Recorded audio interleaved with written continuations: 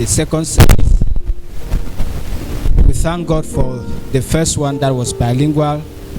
And if you worshiping with us now for your first time, and you hear more of French, we encourage you to come for the first service. Let us pray. O Lord,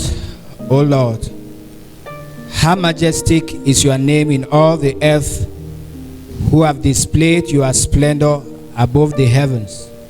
From the mouth of infants and the nursing babes, you have established strength because of your adversaries, to make the enemy and the revengeful case. When we consider your heaven and the work of your fingers, the moon and the stars which you have ordained, what is man that you take thought of, and the Son of Man that you care for him? Yet you have made him a little lower than God, and you crown him with glory and majesty. You make him to rule over the works of your hands. You have put all things under his feet, all sheep and oxen, and all the beasts of the field, the birds of the heaven, and the fish of the sea, whatever passes through the path of the seas. O Lord, our Lord, how majestic, how excellent is your name in all the earth. Thank you, God, for what Christ has accomplished for us. You've put everything under his feet, that we may worship him alone and not the things you've created. We ask that as we look into your word from Deuteronomy 22:5, you will give us inspiration, you will give us understanding, such that we, as we think of what David said concerning Jesus Christ in Psalm 8, it will be true of us as we look at him and worship him and not the things around us. In Jesus' name, amen. So our scripture reading is Deuteronomy 22:5. Deuteronomy 22:5.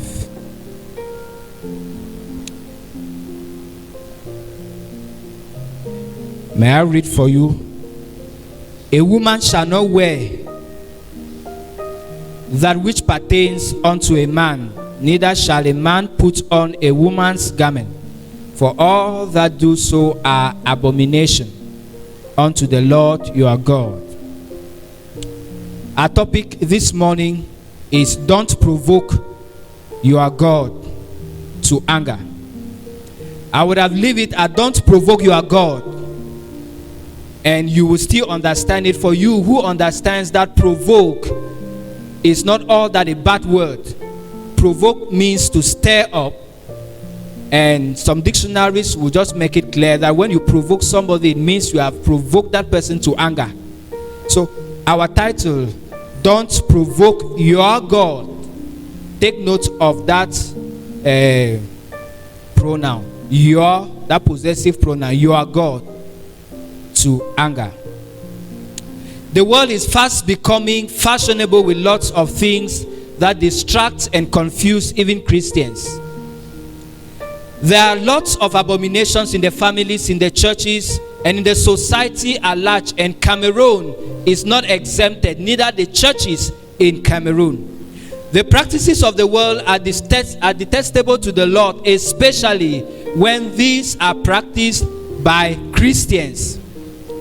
The use of talismans and amulets and charms for power and leadership positions in our churches or in the society, and the distortion of creation order with sins like homosexuality, polygamy, divorce, and idolatry are just some of the abominations we see and hear today.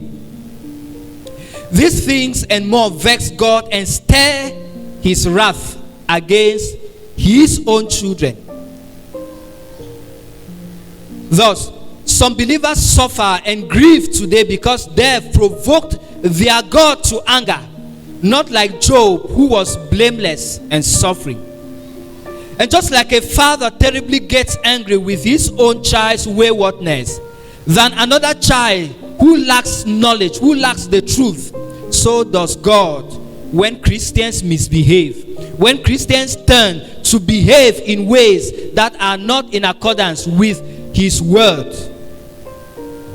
God's anger on His children is both an expression of love and judgment, which you may never like, for no one can stand or withstand the wrath of God.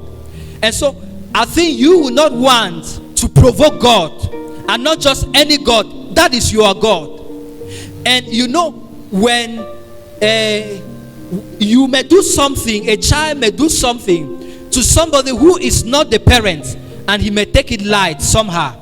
But when you do that to your own father, he won't take it lightly, because that is not the way he's trained you up. That is not the way he's brought you up. Deuteronomy 22 verse 5 tells us and tells Christians the mind of God regarding some of these things that stir and provoke the holy anger of God towards men, especially those that are His. It says, the woman shall not wear that which pertains unto a man, neither shall a man put on a woman's garment, for all that do so are abomination unto the Lord, unto Yahweh your God. And the your here is plural, in as much as we can use it, at the personal level. So what you do affects the church, and that is what Apostle Paul tells Titus, that he should be careful the way he leads the church, because his testimony there affects the other ministers of the gospel wherever they are. Let us make a word study of this text a little. The word woman here is in the plural, which means that it is not just to those of old, but to all the women. Whether you are a lady, you are a girl, you are a woman, you fall a female, you fall in this category. God is speaking to you, and it says the woman shall not wear which pertains. Which pertains. Other versions just say the woman shall not wear man's clothing, but the text does not measure on clothing. The text says that which pertains, and the word that is used here, that which pertains, means that which belong by right or by appointment or by nature or by custom to man. And what are those things? The word that is used for those things that pertain here is keli, which has to do with utensils, vessels, dress, weapon, tool, instrument, or armor. And who are those who use these things most often? Before I get to that, when it says that which pertain, that which belong, we know generally that by nature this is how a woman looks like, this is how a man looks like. But when you try to make yourself, maybe we know women have breasts, when you want to clear it off so that as the man, so that you be like the woman, you are against that which pertain to nature. When by our custom today we know exactly some of the things that pertains to the man, that belongs to the man. This is what the man should do, this is what the man should wear, this is what the man should carry. And it becomes very uncomfortable when we see a woman putting those things. Or on the other side, just think, if you see a man wearing a skirt, because by custom we know that is not that of the woman. And so the word that is used here for man is not Adam, which would mean man like I am, or that he is, or a male somebody is here, or that Adam that is used in the scripture for generic, which means when you see it, it either means a man or a woman, male or female. In Genesis 1:27 we have that word there, and sometimes we have that confusion whether there were two creations. No, in the beginning God created man, that is Adam, male and female. That is the word that is used there. And chapter 2 of Genesis is only God has narrowed it now to give us the creation, how God created man. But in chapter 1 both man and woman were created, that Adam. But the word that is used here is not that, it's not the other one, but it is a word for soldiers, for valiant men, for strong men, for warriors. which means that it's saying that the woman shall not wear that which belongs to a strong man, to a soldier. Let me put it that way clearly. And God spoke this way to teach the public some of the principles that we're going to see. And that word man, that is the very word that is used for Jephthah or for Joshua or for Gideon, like in Judges 6:12, or for Naaman, when we learn that he was a man of valor, he was a strong man, he was a powerful man. That word Gebor, from where we have the attribute of God, El Gibor, which means the strong God or the powerful God, and so on. That is this word. And the word Lord that is used here is Yahweh. And your God, which I've explained, which means that it is not just Yahweh, but you are God. And when these two words are used in the Hebrew text, it's very, very important, and it's laying a lot of emphasis. And when you joke against that command, it is very, very bad. And that is why he says at the end that it's an abomination. And that word abomination talks about anything that is disgusting and detestable to the Lord, and that also reveals an hatred for idol worship. There are two spiritual principles behind this text that can help us not to provoke your God or our God to anger, an anger that no one can withstand. And the first thing is recognition of God's creation order for man, that's both male and female, and separation from the world's practices. These two things are spiritual principles behind this text. Let's start with the first one. In order not to provoke your God to anger, which you cannot withstand it, there needs to be that recognition of his creation order for man. Genesis 1:27 says, so God created man, that is male and female. That word Adam talks about male and female. And in chapter 2, he's just explaining now how he actually created a man and the woman. He created them in his own image. And this is what Moses was reminding the Israelites, that by God's divine wisdom, from the very beginning at creation, he had made man and woman for each other, but with clear physical established differences, and he wants them to be maintained. Many ancient Gentile nations approved and practiced homosexuality, even in their religion, but God prohibited it in Israel, as we read in Leviticus 18:22 and 20:13 and many more verses. And he said that homosexuality or lesbianism, it is a capital crime, and the penalty of it is death. And it's possible that some Israelite men and women were already mixing things up as some do mix today. And today many don't want to honor these divine sexual distinctions, as if maintaining and honoring it demeans or exalts another.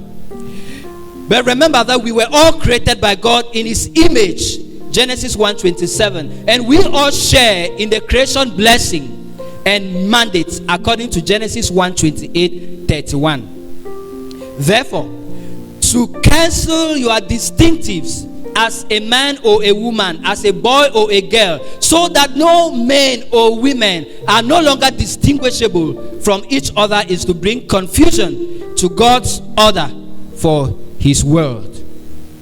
Now, what are some two things Christians should recognize in God's creation order for man? One, biblical marriage. The world is into all kinds of creation distortions and immoralities like sexual sins. There's this increment of homosexuality, of polygamy, of divorce all around us. But Christians are supposed to be distinguished and separate themselves from it as they recognize God's creation order for man. God did not make for Adam Eves, but an Eve, and vice versa. God did not make for Adam another Adam, or Eve another Eve. Therefore, God was frowning at homosexuality, And we all need to reject it with all our might, with all our strength, and with all our passion, because this is not God's view of marriage. He told the Israelites in Leviticus 18:22-13 that you shall not lie with a man as with a woman. It is an abomination. And if a man lies with a male as he lies with a woman, both of them have committed an abomination. They shall surely be put to death, and their blood shall be upon them. They shall be put to death, and their blood will be upon them, because in the Hebrew culture, they will be stoned to death, and their blood will not be on those who are stoning them, but on them, themselves. So homogeneous marriage, man or woman, is not God's standard of marriage, but heterogeneous marriage is what God desires, man and woman. And if you were here during the marriage of yesterday, you should have understood that better. In the Jewish society, no man, as used in our text, no soldier was permitted to wear anything which belonged to women, and women too were not permitted. This was a way of speaking strongly against homosexuality that was practiced by other surrounding pagan nations. Again, in the Jewish culture, women and children didn't go to war. That is why Bathsheba was at home, and probably with other women. And little David going to give food to his elder brothers who were at war, because they were considered strong men of valor. It's not as today that women are in the military or in the police force. So the issue here is not all about clothing, tools, weapons, vessels, but an emphasis against homosexuality and sexual immorality. For if men dress like women, an adulterer will easily have clear access to his neighbor's wife or husband without any notice. And this is what God was frowning at. Know that the word used here, I repeat, for man, as I've explained, is not that Adam, but is a word geber for soldier, for warrior, for a strong man, in a context and culture where only men were going to war. Today, homosexuality that had as penalty death, as we saw in Leviticus 18, is approved by world systems and is practiced almost throughout the world without any remorse, and your God will not hesitate to judge you if you practice or you encourage it in any way. We also have polygamy, especially polygamy, where a man can marry several women.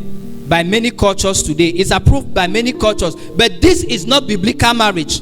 And someone has asked a question. No, I received that on the social media. How did the West do to convince Africans that polygamy is evil, and are unable to tell them how evil is homosexuality? But you know that polygamy is still practiced today, and these very people, the white, are still promoting homosexuality. And this is why I see it as a problem. When we fail to see that it is scripture that has sanctioned polygamy, that has sanctioned, that is rejecting homosexuality, when we fail to see it as such, there will be that blame game that no, they're set like this, but they cannot keep to that. And you will want to follow human tradition, human philosophies. I want us to understand biblically that polygamy is not the ideal marriage, for God instituted marriage by uniting an Adam and Eve.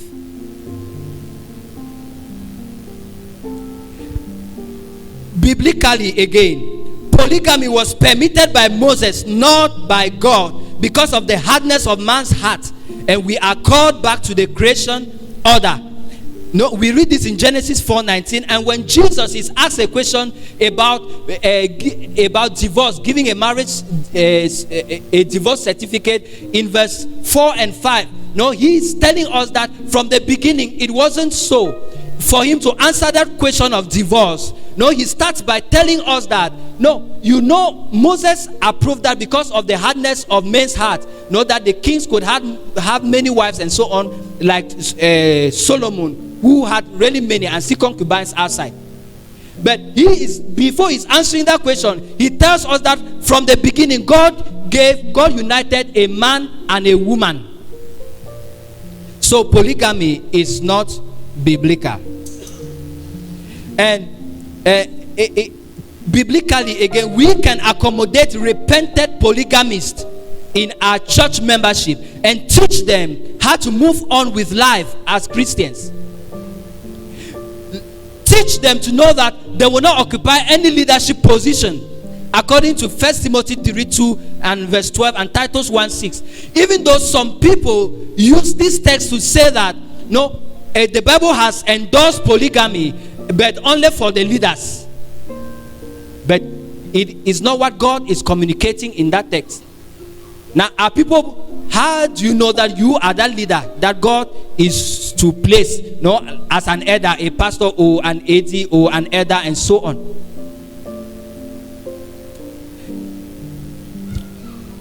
We cannot teach the people to become polygamists as a biblical way of life for the Christians. And so what should we then do, seeing that polygamy is a distortion of creation order? We should stay away from it so that we will not provoke our God, your God, our God, to anger.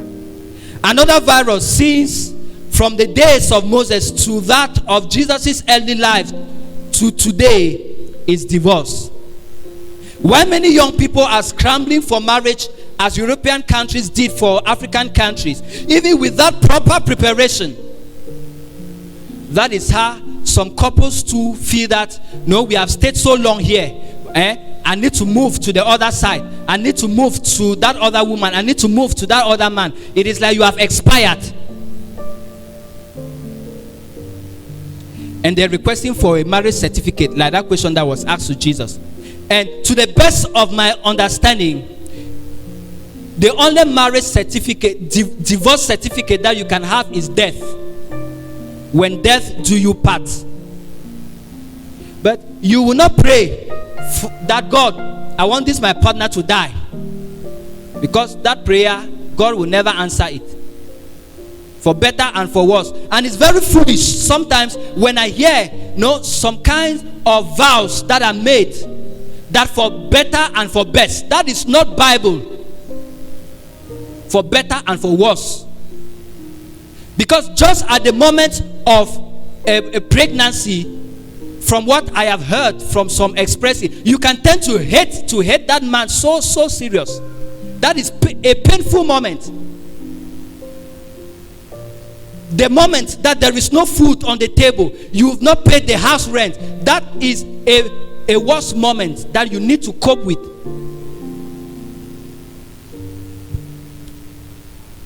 Most often people go to court for a divorce certificate because things are not going well in the house. But I was shocked with this one from the Gulf Times newspaper, page 9 of India, revealing a court case which was titled "Wife Seeks Divorce from Perfect Husband After 18 Months of Marriage." And the woman said, I quote, the husband's love is suffocating me. He does not fight with me. He does not shout at me. And neither has he upset me on any issue. He even cooks for me and also helps me in performing household chores. Whenever I make a mistake, he always forgives me for that. I wanted to be arguing with him. I don't need a life where the husband agrees to everything. End of quote. And the news editor fitted this in a news corner, a title "Offbeat," because it's actually off the beat. People, let me say the word because it shouldn't be of the Christians. The world go for divorce because things are not going. But this man is really loving you and doing all he can. But you are going. That's the kind of man that people are looking for. And that is what you instead want to lose. That's foolishness. You know, many are celebrating their divorce on the social media, and some in silence, those still living together. Biblically, any divorce is sin, and such who remarry commit adultery, as the other partner is still alive there. And so, will you also divorce? And like a pastor said while conducting marriage, he said, no, if there should be any divorce tomorrow, you need to call us back, and let us all come as we all came, eat our food, do everything, start back from that top like that and begin to come and then cancel everything. Don't just sit at your corner and say it is over. Why? Was it the way it was established? Moses permitted it because of the hardness of our hearts, but it wasn't so from the beginning when God created man and woman. Jesus even forgave the woman caught in adultery and told her to go back home and sin no more. So if you are requesting for a divorce, it is not biblical. Go back home and stay and keep to your vows. It could even be that you are the cause and you are running out. 2, family authority structure. Gender equality is driving people mad and crazy today, especially women. From what I learned, many women disrespect their husbands, and many husbands are not tolerant and patient with their wives. I don't know whether it's that their ignorance of God's authority structure in the home or not. Some wives are domineering and rebellious and fighting not just to lead the home, but to control their husbands as toys. A story is told where a pastor, I believe it's a fiction, an imaginary story, but this is the story that a pastor was preaching like I'm preaching to you here, and he asked, if you know, yes, you are sitting with your wife, if you know that she controls you, I want you to move to the other side. And all the men moved except one. And pastor was happy, at least, because pastor was disappointed. And pastor then said, but master, how you did do say your woman need control you? Say, pastor, now you don't tell me, say make her no move.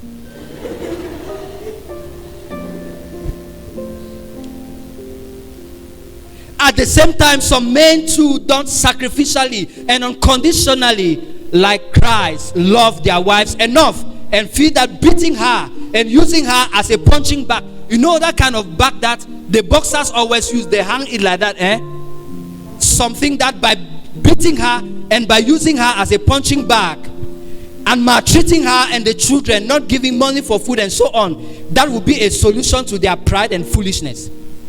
This is evil and an abomination. But not just that, for God says you are an abomination yourself in our text. Many marriages are suffering and will continue to suffer because of our failure to obey God's authority structure in the family. When the wife refuses to submit to her husband, and the husband too refuses to love his wife, things go wrong in the home and family because there's no longer trust. And so couples need to know each other so well and learn to trust each other.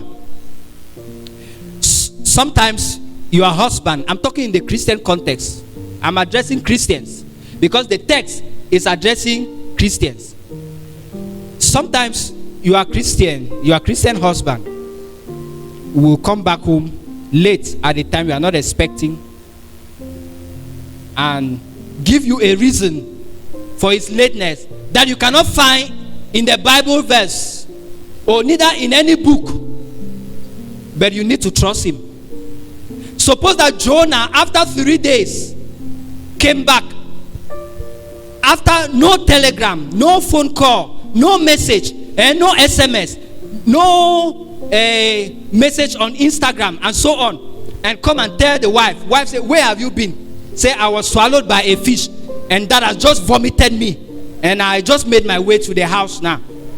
How will it sound, especially to the wife? Like a lie, right? Insult. Now insult you want to see? Questions like, what kind of fish was that? Was it mackerel? Was it tilapia? Was it mudfish? And the unbelieving neighbors may just turn and just say, Madam, you don't know that fish now another woman. But between you and I, we know that Jonah is telling the truth. And so you need to trust your husband. It is true that some will play games, some are gamers, but as Christians, you trust each other. As a husband too, maybe your wife does something and she doesn't have that boldness to approach you and tell you, and you choose to come to her and say, dear, what is this? And she gives you a reason that you will not find on the social media, on any book, in the Bible. Trust her. Suppose, just like between Joseph and Mary, and Joseph goes and Mary is telling her that, what am I seeing, Mary? It's the Holy Spirit, it's the work of the Lord. It's the Holy Spirit. Holy what? Is it that guy that before like that? Or you are cheating on me? But you and I know that she's telling the truth. What am I saying? In biblical marriage, in following family authority structure, if there is no trust in that Christian home, things will go apart. The scripture says the older women should train, encourage, teach, admonish the younger women to love their husbands. Which means it's not just the husband that is supposed to love the wife, but the wife should also love the husband. Not be so. And in Ephesians 5:21, Paul again says that in the context of marriage, that you both submit to each other. Yes, you are the head of this house, and whatever thing you say is final. It will not always be final because you can make a mistake. And your wife, as you submit to her by respecting her and listening at least what she says, you may know that at least you are also wrong. Remember the message, some of the previous messages on walking in wisdom for a lasting impact. In life, if we look carefully, in wisdom, we will see that in one way or the other in life, we have made some foolish things. I have learned and heard that when a woman tells the husband that and say, dear, this is what I'm thinking, this is what I'm saying. He said, no, I am the head of this home. No, you don't talk, I'm not, just leave him. Some will go and they hit their head that way and they will come back to you. And when they come back to you, at least they will learn how to submit better in respecting you as well. So the man should listen to the wife and the wife should love him too. It's not only the man to love and the wife to submit. Both should. Someone has said, Dennis Mock, when everyone understands his proper position in God's authority structure, there will be voluntary biblical submission and love, and I've added trust in the home. The second spiritual principle behind this text, to help us not to provoke our God to anger, is separation from the world's practices. Still in our verse 5. There were specific instructions that God gave the Israelites, and some were meant to distinguish them from Gentiles. As God's chosen people, they were to be separated from pagan nations and their cultural practices. God set apart the priests and the Levites to teach the people how to know and distinguish right from wrong and what was fitting and proper in Jewish society. However, the nation decayed spiritually to imitating pagan practices because the priests and the Levites failed in their duty. Ezekiel 22:23-29. So, God, reiterating the law through Moses, called his children back to order in ways they could separate from pagan practices. And one of such ways is unisex or cross-dressing. Unisex or cross-dressing. In Israel, cross-dressing or unisex meant imitating the pagan nations that used such practices in their religious rituals, which was sometimes accompanied with temple prostitution. Chapter 23 verse 18 of our text. Scripture says, "Be not conformed to this world, though you are in the world, for you are not of the world." Therefore, you need to maintain clear distinctions between genders, even if the world does not. Fashions change and cultures differ, but Christian girls and women and boys and men should always dress modestly in garments suited to the occasion, to the culture, and to the convention. That's to the context. We know conventionally there are some garments, there are some things that pertain only to the men and only to the women. And we know that. And when you violate that, you are not being biblical. So God calls unisex or cross-dressing, as in this verse, an abomination. Thus, you need to mind how you dress wherever you are, in church, at home, or in the public, wherever. There shall not be man's things upon a woman, and a man shall not put a woman's clothes. That's what our text says. And as we analyze, the phrase man's things could refer to anything that was commonly associated with men, either by right or by appointment or by nature or by custom, by the culture. So contextually, culturally, and occasionally distinguish what things are feminine and masculine, which of course might not be easy to do. Yes, not easy. For studying Hebrew culture, you notice that both men and women wore almost all the different kinds of garments alongside the pagans. And they knew exactly what was for the men and what was for the women. And certainly we know some today. Some garments were for particular occasions, like the priestly and the wedding clothes. And not all the priests even wore the same thing. Like the Baptists do, you not ordain, you don't see me with this. Some of you see me with green. No, and no, it was by permission from the General Council. No, for those of us who were up there. No. But when we come to non-risky areas, you don't put that. So not even all the priests were wearing the same thing. It is not like the Congregational Baptists, where as you graduate even from school, no, they just ordain you, and no, it is like you are all the same. And the wedding garments, like the pastor Wanda preached yesterday, was occasionally. You won't wear a wedding gown and you are moving on it on the street. And it was designed, the wedding gown was designed in like a robe of a queen, and that of the guy as a king.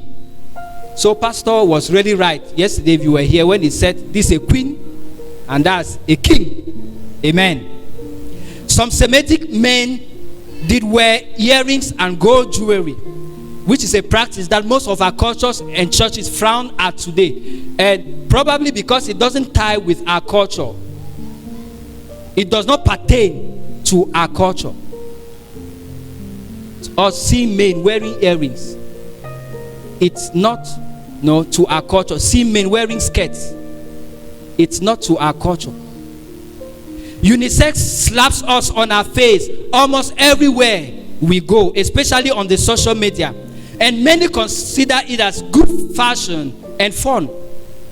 The Jewish society did not allow women to appear in any way that would cancel the sexual distinctions. So whatever pertains to men, that's warriors, was not to be put on by any woman, since women and children were not going to war. That's why David, as a child, was not at war when Goliath, the Philistine, made war with Israel.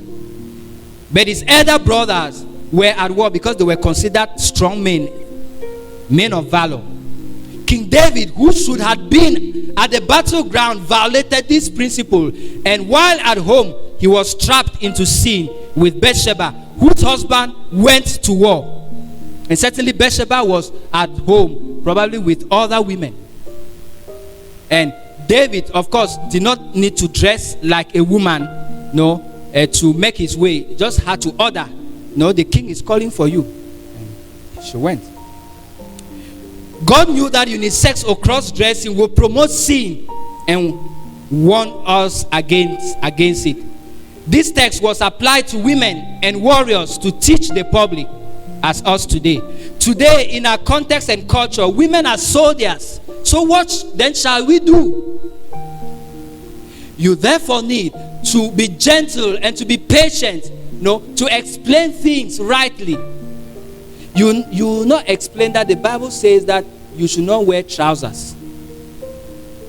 But now you will know that by our culture, by our custom, by those, you know that it is not, something which should pertain to the woman. So don't use Bible for that. Be gentle and be humble in what position you want to stand on and to speak to the people without misinterpreting scripture. You want to encourage your brother or sister not to dress in trousers or in ways that will portray that he or she is a man or is not a man or a woman. Be gentle and be humble. If you're using this text that many have been using, because this text does not measure on clothing only. Therefore, violating what you know culturally, contextually, and conventionally is sin. Although men cannot wear some certain trousers, we all, by our conscience and culture as Africans, don't think about the West. It's their culture. And as a Christian, we all know by our conscience and culture that trousers are men's wear. Yet, because of unisex promoted by the devil himself, the so-called women's trouser is gradually becoming a transparent kind of thing. You move on the street and it slaps you on the face and you wonder, where that this is. It is not even a man, but it is instead promoting and exposing seduction and either sexual immorality and so on. And this is difficult today to stop, because a way was given in that there's a woman's trouser. Yes, and that distinguished them from the other ones that men wear. Yes, but it has exaggerated. It is going to different levels now, and to stop it is no easy thing. And I want to say this is Satan's tool to promote sexual sins and confusion in families. And one truth you should note is that everybody shall never stop wearing trousers. Every woman shall never stop wearing trousers. And not everybody shall wear it. Therefore, accept each other in love and move along with each other and focus on the essentials that should unite us as a body. If you know wearing it, and the Spirit of the Lord rebukes you again and again, and of course by our culture, it won't be right. And you know again that wearing that by your conscience, it will cause another, the weaker vessel, to a weaker brother to fall. Why should you put it? But let me emphasize again to say that if this text was to be exactly literally applied as it is, then it concerns only a soldier and whatever belongs to them, and women will all need to withdraw from the military and the police force today. So be gentle in whatever you hold to clothing, for the text does not measure on that. Number 2, what should you separate from in order not to provoke your God? Idolatry. Idolatry is extreme admiration or the worship of graven images or things other than God. A background study of our text and the word abomination and the issue of cross-dressing and unisex revealed an attitude that was associated and connected with pagan worship of idols. And most instances in which cross-dressing is mentioned in ancient Near Eastern texts are all cultic as part of a religious drama to honor a goddess. And that's a drama that voted for temple prostitution. Deuteronomy 23:18. So idolatry is the primal sin, which means it's not a sin that has started today. And it's not a sin like in the days of Nebuchadnezzar, where they will build a very big kind of graven image for people to come and bow down to. It has taken a different form today. Though we see people bowing down and worship Mary,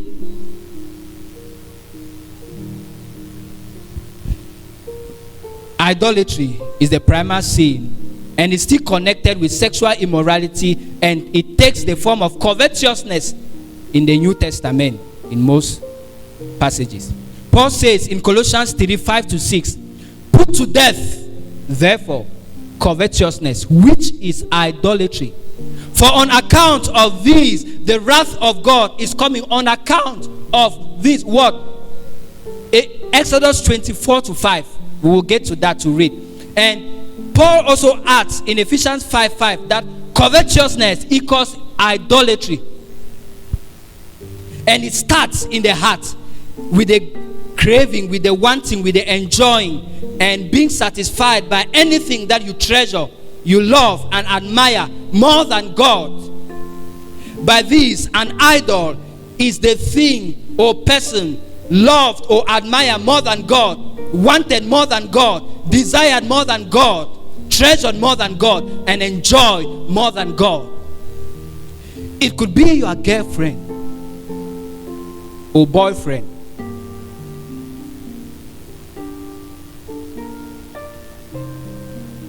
That is in the context of the world. But grammatically, boyfriend, girlfriend, yes, that is your friend, that is a boy or that is a girl. But could it be that you are worshiping, you have not yet surrendered to Christ?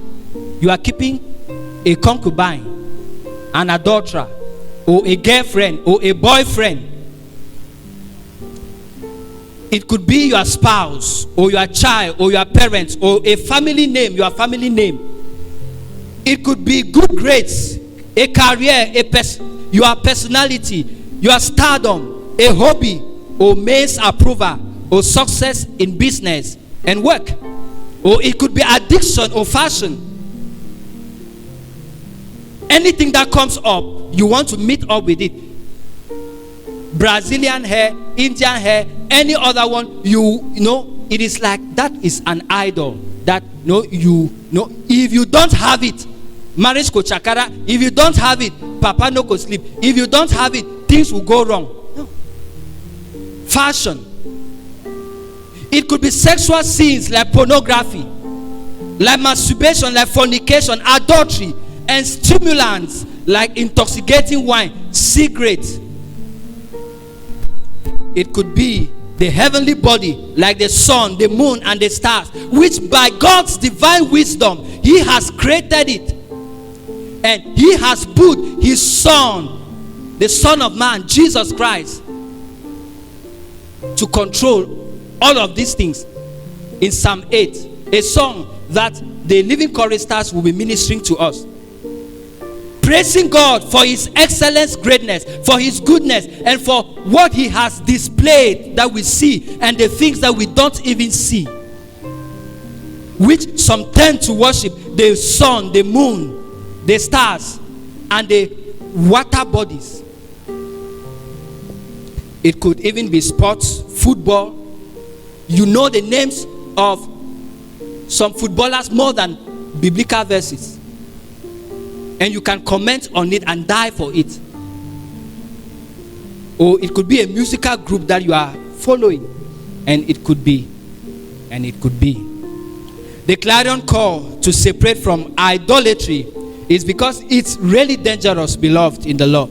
Seeing that the wrath of God is coming on idolatry, and nothing is more dangerous than the wrath, than the anger of a loving but jealous God.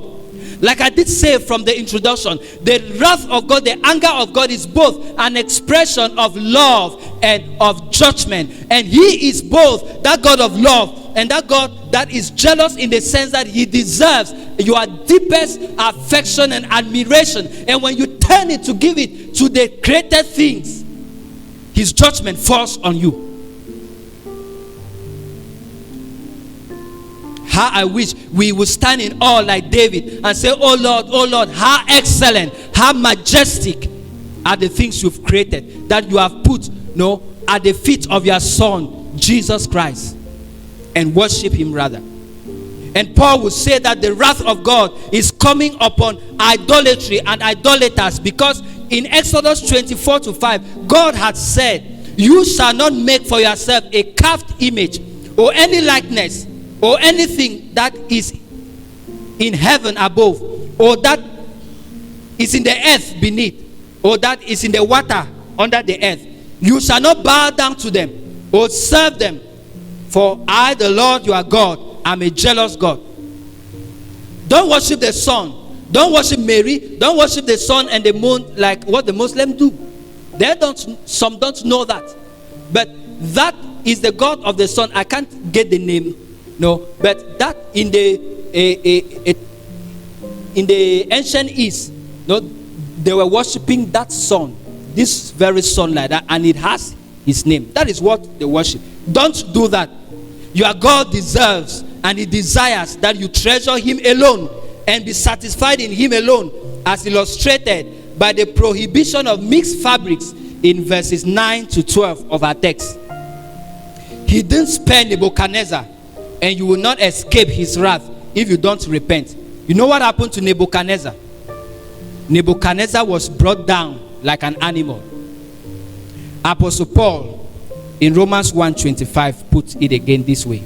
They exchanged the truth about God for a lie and worshipped and served the creature, anything that is created, rather than the creator. Instead of contemplating on the excellence of God, the majesty of God, and worship him who's created the birds, all the things in the sky you see, the ones on the land, the ones under the land, the one that you don't see. Genesis 1:1. No, you instead turn to worship others. The wrath of God comes upon you. And so, beloved, idol worship offends your God and also destroys your soul.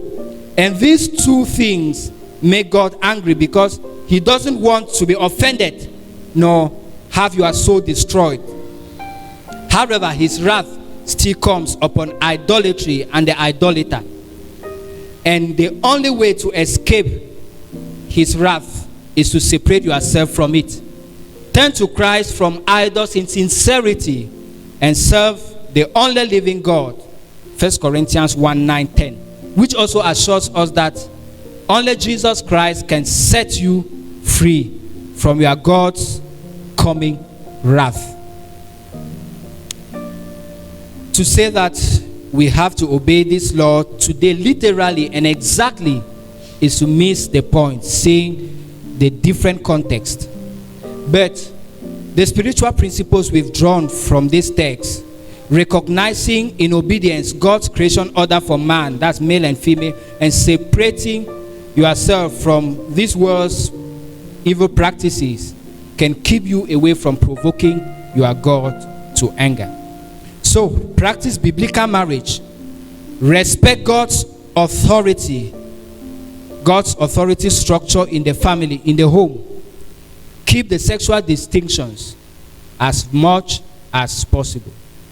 And flee idolatry that today takes the form of greed or covetousness. Let us pray. O Lord, our God, how excellent is your name